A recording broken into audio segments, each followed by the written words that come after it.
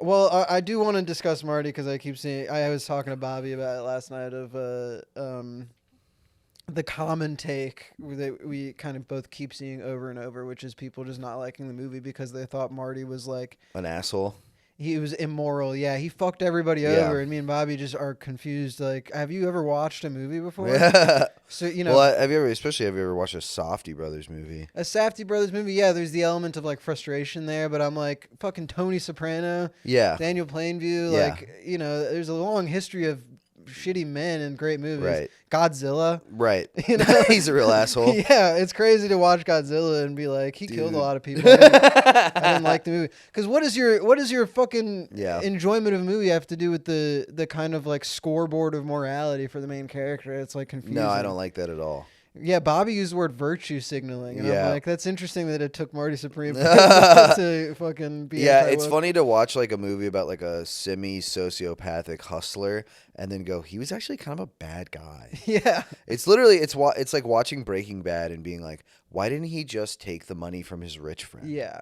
Well, I mean, And you're like, that's not the fucking point. I think they're misconstruing. Like, I get it in that Marty, by the end of the movie, maybe a lot of people feel that they're asking you to feel like he's like forgiven or redeemed somehow. Yeah, I don't think with so. the last shot. I don't think so. I also don't think it's asking him. It's not saying he's redeemed. Like, the movie isn't a redemption story No. of him like doing all this shitty stuff, but then, you know, being redeemed or forgiven for it. But at the end, because he had a kid, it's a story of maturity. It's Yeah. like he does all this shitty stuff, and at the end of the movie, you know, he's realized sort of the emptiness of his pursuit in some way.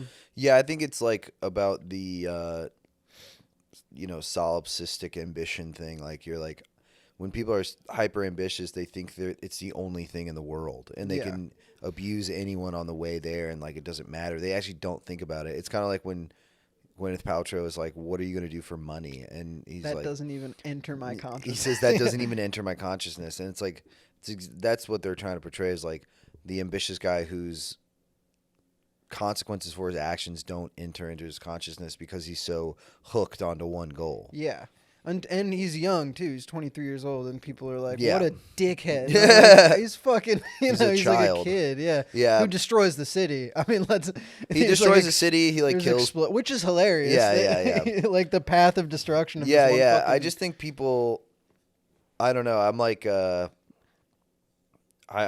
like this idea of like not liking a movie because the characters aren't sympathetic. It's like, go watch Iron Man. Like, I'm pretty cynical Yeah. about it. And I'm like, oh, the character not likable? Was he not likable? Yeah, I'm yeah. like, what do you? Well, that's the thing is I think a big difference. Well, there's a couple points because one, I think it's tied into. I've heard and- that take of Uncut Gems too, which is such a similar movie, but like someone saying like, dude, it's just like he just sucks and I hate him. Well, I get it in terms of like I understood. Like, my dad didn't like Uncut Gems. He's like, the acting was great. Like, I understood. Like, you know, like I get it. I get what it's doing. He's like, I just couldn't watch him. He's like, Yeah. he was hard to watch, which is true, especially for that character. Yeah. And then for Good Time, I was really stoned when I watched I it. know- Like, I when haven't it seen came Good out. Time. It's a Safdie similar Yeah. experience of like shitty main character, but he was retarded. I mean, Yeah. there's the Robert Pattinson. It was like I couldn't understand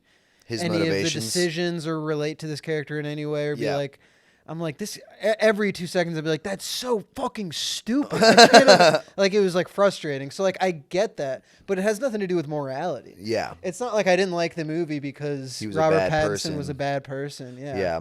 I mean, I like a lot of things where the main character is a bad person. Yeah, but it goes to this thing of like these people, and it's my fault for looking at TikTok and like seeing this stuff, but so many people who conflate this kind of cultural conversation. I saw one guy who I know on Letterboxd say, in the current political moment, a movie like Marty Supreme is encouraging blah, blah, blah. And I'm like, dude, I mean, it goes without saying, but like, this is art. What do we do? Like, Yeah, how does well, it, it's funny you to know? be like in the current political moment and think like, this movie about an ambitious ping pong player has. It's like, what are you talking about? Yeah, I mean, right? Should they have talked about the idea? Should they have talked about Venezuela? Like, what? If you're what doing are a fucking movie review, you shouldn't be allowed to say fucking male loneliness epidemic. I mean, it's ridiculous. You saw it with Joker, which was also fucking stupid, but that's even more stupid because it's Joker. I mean, it's about Batman. Yeah, but so Marty, yeah, it's like. But that was trying to do like a political satire thing, or trying to do a what's it called, a social commentary thing. I think so, but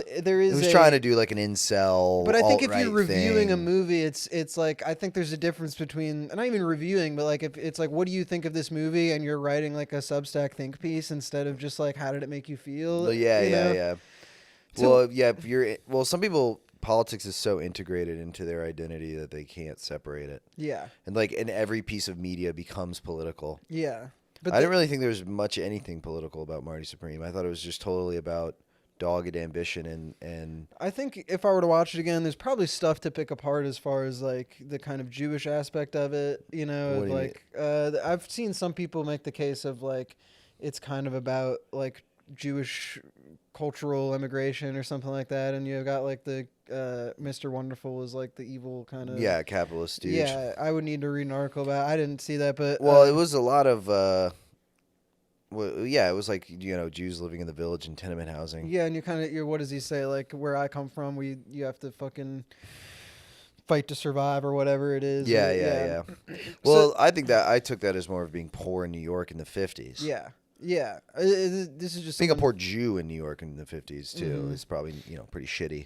Yeah, and there's stuff with Japan, but either way, that's what it's about. To do with Andrew Tate. It has nothing to do with Joe Rogan. Well, he wants it to be like it's a sort of that rags to riches, like that sort of dogged ambition that a lot of I think self-made poor people, especially like a single mother raised poor person who's like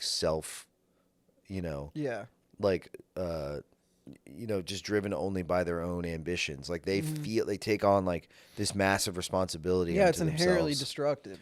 Which is inherently destructive. Yeah, it's like anti-communal. It's completely individual. It's I thought of like American hyper individualism, and I thought like a lot of people like Marty Supreme are like, that's why you have like fucking Vanderbilts and shit. Like, these kinds of attitudes. Like, how many times? Like, have you heard like Ray Kroc, like the McDonald's guy? Oh yeah, he's evil. Absolutely. Yeah. Like he's the devil. Yeah. And like that he has the same disease as Marty Supreme. It's just like, what if we made the milkshakes powder? We could make X% more. Yeah. That kind of thing. And Mr. Wonderful is the obvious Wonderful expression of that, to the point where in a fucking banger moment when he literally says, "I am a vampire." I'm a vampire. Yeah. He goes, yeah, listen to me. I was born in 1601. I was born in 1601. I'm a vampire. I've been around forever. Yeah, it's perfect. Yeah. So he's just saying like that thing it's like an archetype. It's not, he's not a person. He's like every person who is like that. And he's an unreal kind of obstacle for guys like Marty Supreme, because they have real power. Because what happens is like someone with dogged ambition who has like street smarts and is like a hustler and like, can kind of make his way through sheer tyranny of will. You just run into real power. It's like the moment he says it like overtly in the spanking scene. Yeah. He says, he's like, if you spank me, will you let me do the pen? Yeah, whatever. He's like, maybe. Maybe he goes. Yeah. He goes. Then why should I let you? He goes. You don't have to, but I have power and you don't. Yeah. He goes. You know why? Because you have no power here. Yeah. And it's like. Well, it's also crazy to me for people. He learns about the reality of power. Yeah, and it's crazy to think that Marty didn't grow or change. I mean, like again, the redemption argument is like a separate thing, but. I mean, it's a guy who at the beginning of the movie acts so differently toward the end where he's just full of fucking spit and self-belief. Yeah, and yeah. Like the whole enter my consciousness thing, like at the beginning of the movie, Marty literally, like he's like, this is like everything is going to go my way. Like he just knows it. And then throughout the movie is him by the end literally getting it beaten out of him. I mean, he's just getting like fucking torn apart. He's literally getting his pants pulled down and spanked. Yeah. And also, he gets his pants pulled down and spanked. He thinks he can charm. Like what happens is like a hustler with charm and like tenacity runs into real power. Yeah. And the ping pong chairman is like, no, you can't go. What are you talking about? Yeah. Absolutely not. What is his problem? Like when when they're all drinking beers at the Japanese bar and he just turns away from him, he's like, what this fucking guy? Yeah. Like that thing and is we've like, seen what how a fucking the lengths Marty went to get there. Yeah, It's yeah, like, yeah. Who the fuck is this? This fucking homo. Yeah. It's like, I hope you had fun at the Ritz. Yeah, bitch. it's real power saying to dogged ambition, I don't care how hard you Yeah. tried. I don't care. Yeah. And he goes, this has been really difficult for me to get here. And he's like, I don't fucking care. Yeah, well, Why the would I dogged give a- ambition too, though, is its own kind of curse because, I mean, the whole reason he wasn't allowed to play is because he was an asshole. Yeah. He was like, what did he fucking get the room at the Ritz and order like all Yeah. his room service and Yeah. like, yeah, he was just it's a complete blindness to just like. I'm going to do whatever the fuck I want because it's going to work out. And then it doesn't work out and you're like, oh, shit. Yeah, because I think people who are like that, they're not humble people. No. And that's the thing but is that's like... what I like about Marty. I don't Yeah. know. People say he's like not likable at all. I'm like, dude, he's fucking... Yeah. Well, I like people who are... It's funny, we've had this conversation, like... I was talking to someone about this, but it was basically like, if you're like... only certain people can get away with like just being braggadocious. Mm-hmm. And like if you're just like some white guy, it's a bad look. Yeah. Like if you're like, I'm the fucking greatest. But when Kanye says it, it's kind of awesome. Yeah. Not that one didn't age great, but I mean like when a guy when enter any rapper right there, even like a pop star, like a female pop star could be like, I just want to be the greatest in the world, and you'd be like, Mm-hmm. wow, this is great, Yeah. whatever. She's so empowered or something like that. And it's not even like necessarily like Are you making a white boys can't have motion? Yeah, that's what I mean. argument? Dude, God forbid a white boy catch a vibe. I think probably some good examples. Every of time white someone guys complains who about are- Marty Supreme, I say, God forbid a white boy catch a That's vibe. the exact same Yeah, thought I had. God forbid a white boy It's catch a also vibe. like, dude, it's about like a guy with a bunch of swag who gets pussy. I don't understand your problem. I mean, this movie is about me. But I do think there's examples of white boys with motion that I mean, it is funny that I think it's totally on purpose as Timmy's arrogance throughout the press tour is. I think he's doing like Yeah, of course. halfway like a method thing. Yeah, like yeah. I think he's kind of saying it and maybe believes it. It's obviously like so much of it is a joke. It's though. a shtick, yeah. Yeah, but I think he is trying to send a real message though of like there's nothing embarrassing or whatever about striving for greatness. Yeah, but there is a weird irony to it that almost makes you think, oh, maybe it's the opposite. But yeah, I mean, I think I've heard him get real enough about it, but I think we're entering into like a post, like I think Tyler the Creator is also a good example. Yeah. He's a guy who tries really fucking hard and is unabashed in his ambitions, and he's like not ashamed of like trying and failing, doing something weird, doing something that people think could suck, Yeah, well, there's a big if though. Is I think for guys like Timothee Chalamet, Tyler the Creator, Kanye back in the day, anybody who's like very self-aggrandizing, that we like, the Donald Glover, these people can back it up.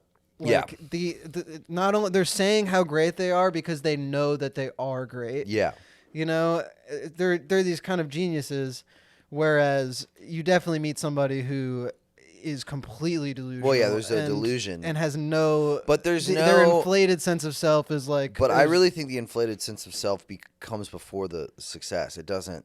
Yeah. Kanye was thinking about that. But someone who has that attitude that's not that good... Oh, yeah. Like Marty's the best ping person pong on player earth. in the world. But no, we've known comedians who... Of course. I mean, it's embarrassing. Like, especially in Florida, the way they would hype themselves up. And, like, I'm like, dude, what? Like, calm down. Yeah, yeah. Well, those I think people self-awareness is just an important part of the equation. Yeah, self-awareness or just intelligence. Yeah, what these kind of artistic figures we're talking about, I think what they have is self-awareness. I think if they were to be like overly humble, you'd be like, shut up. Yeah, it'd be contrived and stupid. Yeah, I mean, or just like, dude, no, say you're great. I don't know. I'm just a guy, and you're like, you sold 1 billion records and I go back and forth. Arenas. Like I can relate to this, right? Because I remember when the Daniels won for the fucking Everywhere All at Once. And I remember one of them getting up and being like, imposter syndrome or something. And you're like cringe. And I'm like, you have an Oscar in your hand, and you're like, but I do get it. I just don't like I would rather them be like, I guess we'll never know. You know? It's well, it's not the Mamba mentality. It's not a championship mindset. Yeah, it's not Marty Supreme Christmas imposter Day. syndrome. Yeah, it's like very like Reddit. I mean, we've all experienced imposter syndrome, but like at a certain point, you're like, I have an Oscar in my hand. Yeah. Like, I made something great. You know, like I like people who are aware of what they're what's going on around them. Just banger after banger after banger. Yeah, amazing movie after amazing movie. And you're like, he kind of did make a bunch of amazing movies. And he's just saying it out loud. Yeah. And like, I understand that, like, it's a thing where like all this stuff works on me, you know. It's like I loved Marty Supreme. I thought it was just like outside of the discussion of Marty's character or any of this stuff, just as a movie, to me it was just this roller coaster ride of like just layers of these subplots kind of like bouncing off each other like bumper cars. It's of super like, episodic and weird. Yeah, but they I mean, I think the most genius moment in the movie, I just was like so blown away by the bathtub. Oh yeah. Of Tyler the Creator's about it. He says, "Dude, you're fucking in debt. You're banned from the tournament." And Timmy says, "Give me that." And so in your mind, you're like, "Oh my God, what a new." That's crazy. He's banned from the tournament. What's going to happen? And then the bathtub falls crushes to the floor a man's arm and sends him straight into another storyline that kind of interacts with everything else. I'm like, this is such a crazy way to fucking write a movie. And it's wild to me. Like, that's another critique I don't understand. Not that everybody has to like it. Like, we're talking about these critiques. It's a weird thing to like. I don't know. When people say it's plotless, I'm like, that one I don't. I also don't care. I love a lot of like things. That's a taste thing though. Like, I don't care if anybody else. I didn't like like that. Someone was telling me that like the not that it was plotless, but that there were like loose ends or like that there were things that didn't pay off, like, you know, the orange ping pong ball thing. And I was like, well, first of all, that did end. That kind of did end. The guy Dion throws it out of the window. But that's like a meta way of watching something of like every piece needs to like. Yeah, but I also thought that losing to Endo in the final match and slowly pull out the Marty Supreme ping pong ball. And then that's his big success. Mm-hmm. Like, and then I also think that the point is that the story, even though, let's say, individual aspects of the like sort of episodic plot don't tie up in a nice knot. Mm-hmm. The point of the movie is that he runs through all these misadventures with his ambition, and then it ends. Those are over because he has a baby. It's over now. Mm-hmm. It's over. Yeah. It doesn't matter. The ping pong ball thing doesn't matter. Getting back into the tournament association does not matter. It's because he's like, well, I'm a father now. That it literally ends in a literal sense. Those things are over. Mm-hmm. Like, that is a kind of conclusion or solution to all these things. And it's like, if you don't understand, at least if that went over your head, I'm like, I don't know what to tell you. Yeah, I mean, I like that art can be interpreted a bunch of different ways, but definitely, like, having heard Josh Safdie talk about it, you pretty much know that the end of the movie is his personal expression as a father of like, this is the moment everything changes. It's just right, crazy. Of course, yeah. And so, but I've seen a lot of people. I don't know. I just got to stop looking at comments and stuff as people just being like.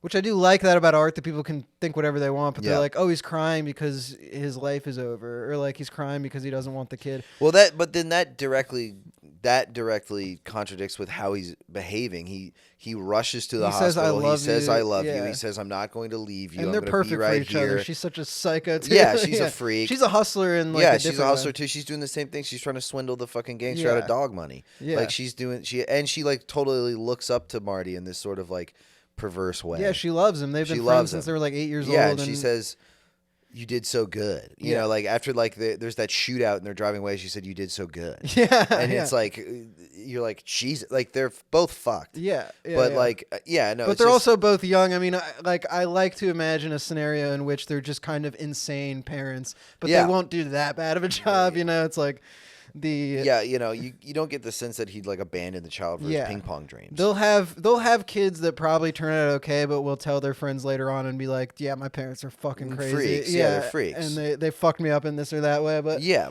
But no, Marty, is in love with ping pong and himself. Yeah. So like Marty's in love with himself and he'll do anything he can to achieve that. Whereas she's in love with Marty and will do anything she can to be with Marty or to help Marty. Yeah, and so there is also like a kind of codependent thing going on there too. Yeah. I mean, especially the moment when they spell it out. This is all those things. It's like I did not think there was any kind of ambiguity about the movie at all. No. I thought it was like, it's not some up for interpretation thing as much as I don't know. But like the moment where he's leaving the house, they get kicked out because they're screaming at each other in the middle of the night right after he dumps the ping pong ball. You fucking yeah. Don't talk to him like that. He's one of my favorite people. Yeah. And he does that, and then she's going, "What am I going to do? I can't go back to whatever." And he's like, "All right, well that's fine. It's like, look, we'll figure it out. We'll find a nice like maternity ward for you, and like you can go there." And she's like, "No, I can't do that." And he goes, "Just go home." Yeah, like he just go home. Like he essentially is like, anyway, he says, "I've chosen a specific kind of life that requires sacrifice and this kind of thing," and then you kind of understand like in that moment that okay, that's the exact like diagnosis of like his delusion is that he thinks he is sacrificing things in his own life and that's it. Yeah. And you're like, no, you narcissistic freak. Like you're ruining everyone else's life. There's a pregnant fucking 22-year-old girl here who you're abandoning. And you don't care. You actually do not care. So I thought that was like, it's a total critique of guys like that. It's not a celebration, And at the end of the movies, he's not at no point in the movie. And he's such a bitch too. He's a bitch. At no point is he actually like people I think have the wrong idea of like that he was rewarded by the end of the movie. I'm like at no point in the movie is he rewarded for anything he does. He constantly even every step forward, he just wipes his ass with and like something awful happens that leads to another problem. Yeah. It's like, yes, he has a kid and like everything's fine. And yes, he beat Endo, but that meant nothing. And it was literally an exhibition, nothing match for like it meant something. A pen company. He was doing an advertising for a pen company that refused to pay him. Yeah. It's like, he's not the champion of the world. Well, but he didn't get what he wanted. It's almost like a Rocky thing. I mean, the end of the movie also, it's like, I know people also, dude, I've seen this critique. I think this part I'll upload as like shitty Marty Supreme takes, but because I got two lined up. Is one people saying like, "Oh, there wasn't enough ping pong." I'm like, shut up. Like, what are you talking about? Not enough ping pong is bizarre. I'm like, first of all, watch Rocky 1. There's no boxing in the movie. There's literally one boxing match and he loses. And it's awesome. And it's the fucking, it's the greatest. Well, he's like, hey. Well, yeah, because it's not about... Hey, she's not retirement. Yeah. She's not retirement. Yeah, it's not about boxing. It's about going the distance. But and Marty Supreme, I think that last sequence... Also, not Rocky, but Sylvester Stallone sold his dog for that movie? Yeah, I think he got it back, though. He got it back at the end, but that's how much he cared about his fucking dog ambition. Dude, he sold his dog. He was the Marty Supreme in Philadelphia. He kind of is the Marty Supreme in Philadelphia. He's got head trauma. Yeah. He's like kind of...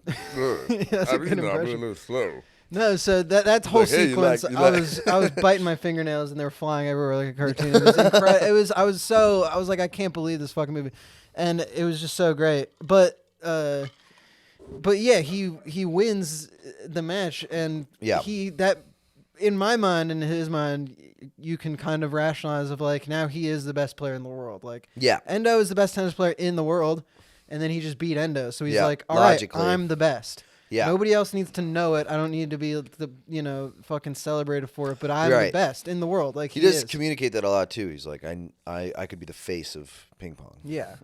Of American ping pong. Yeah, and so the last shitty take, because you probably have to go to work tonight. It's fine. I'll just be late. Yeah, the last shitty take I saw. Are you ready for this? Is I've seen a lot of comments, and I really I again have to stop looking at this stuff because it's rage baiting me. Is people saying, that's not his kid. The baby looks like the other guy. I'm like, that's brain dead. Yeah, it's just stupid as hell. I'm like, I almost want to explain, and every single time I see that comment of like, you really think the fucking baby actor they got they got purposely to look like it's a baby. Also, it doesn't look like anybody. I mean, the sequence with the title sequence tells you it is his child. Course. You see sperm going into an egg. Yeah, and it turns into a ping pong ball. I'm like, I thought, I mean, just to glaze it some more, I thought the music was awesome. I've been listening to the score. The score is because it's One Oh Tricks Point Never. Mm-hmm. Is he that he did Uncut Gems? He did Uncle Jan. Mm-hmm. He did Uncle Jan. I think he did Good Time too, but I don't know. But he's also. I mean, he made that. You know, listen to the album R+7. No. I mean, if you like, I mean, you got into kind of some goofy, not goofy, but some quirky electronic music like with Kraftwerk and stuff. Yeah, but it's more like Aphex Twin or something like that. I like it. It's awesome. Yeah. I mean, it's R+7 is an unbelievably great ambient album. Yeah. And then he makes the music with the Softy Brothers for their, Yeah, he's been interviewed a lot. He seems like a fucking smart guy. It's the Daniel, I forget his last name. Yeah. Laurenman or something. But that score is so good. Yeah. Yeah. I mean, it's They're crazy. yeah. I want to glaze it all day, which, part of me is like, Mixed we with could the go on 80s and on. music. Yeah, the 80s music. I mean, I like the way he described it too, of like setting it with modern music in some ways is telling you like this is someone looking back on their lives from a point in the future. I mean, it's just it's idiosyncratic and what do it's the best. It's been a while since I've seen a movie where the only thing I can say is just like this part was good, like everything about it was good. I mean, last year it was Anora, I just loved. Yeah, Anora's fire. I think I just love a good movie about similar endings in a weird way. Similar endings, similar movies, honestly. Yeah, and then the girl just starts weeping. like Anora just starts gets dick one last time and just cries. Yeah. They both kind of experience like real love for a moment and then it ends. Yeah. Which is like the best. Mm-hmm. Oh, yeah, and they're very similar characters in terms of... They're both kind of just movies about love. Tenacity, yeah. It's love and striving for something greater than what you have. Yeah. And also, they're both and like... being a merry prankster and kind of a trickster. Yeah, sort of, Mary Gang in a dramaturgical sense. Yeah. Just the emotional metaphysics of it all. Yeah. Yeah, so movies are back, bro. Movies are so back. Timmy's so back. Mm-hmm. He's the chosen one. He's the chosen one. That's just also a great line, too. You look at the newspaper, and she's like, is that you? Yeah, the chosen one. He's like, go to page 8. It's like in the back. You have to hang out with me if I can land this apple. Yeah, I love that he just wants old pussy, too. Oh, yeah, it's amazing. I mean, I honestly think... And also, I didn't bring this up, but Anthony Fantano had an amazing review of it where he gets the whole thing wrong. I saw, dude, it's so funny. I've been telling Luke to watch it because, and he's like, I don't know, like a bunch of people said these negative things about it, and he recounted like basically all that you said, and I was like getting fired up because I was kind of, before you mentioned, or like at the same time, like, and before you spelled it out here, really, like, he was mentioning this sort of like same critiques, and I was just getting so fired up about it. And I was like, everyone who saw that is a fucking idiot. Yeah. Like I there was something like he was talking about the subplots, and I was just saying like, dude, anyone who's like upset that the plots didn't wrap up just missed the entire point of the movie. Yeah, well, and then someone saying, oh, it's like Mark Riboulet, that fucking homo. I hate that guy. Yeah, I fucking hate that guy. I think that. Well, I don't know, because it's not like I'm not defensive of the movie where I like. It's like you don't have to like it. Like I really understand if it's not their kind of movie. They called it like an ode to narcissism. I'm like, you're so dead wrong about this. Like my dad not liking Uncut Gems, I fully get. Like he just didn't enjoy the experience of watching. He's like, I found the character too frustrating. Like I'm like, I get it. Like I really understood why he didn't like it. Yeah. And then and I could understand why he wouldn't like Marty because it's similar-ish. I think he'd like it more. Dude, I saw it with my dad. He said it was boring. Yeah. I was like, what? Yeah, so I'm not like defensive of it. Like I really think it's like if it's not for you, it's not for you. But I think some of these takes really just blow my mind. I think they're just off base and they like missed the point. Yeah. Which and maybe I'll have to watch the Fantano one and get really mad. I can only get through a little bit. I can do that. I hate rage baiting myself. Yeah, I'm just self rage baiting. Yeah, I've been really bad with that. We run out of time. We can talk about it later. But I don't know, dude. What else did I want to say? I'm gonna clip that as a clip it. Yeah, as a little Marty Supreme little yap fest. Yeah, I think. Yeah. Well, you're fucking. I think movies is the way to go. Movies think are we good. get fucking fired up about. Yeah, about we can get. Stranger Things is also in the news, but I don't. There's not even much to analyze about how terrible it is. Stinks. The writing is terrible. It stinks. And it sucks because it used to be pretty good and entertaining. And then they fought a giant. I love penis. Yeah. I don't like He's like literally fully like. Yeah, holds like- holds up his cock. This is Vecna. And he holds his balls. He's like, this is me. And then a guy's ass. This is the upside down. Yeah. All right, we that's gotta good enough. Yeah. I gotta go. Bye. See ya.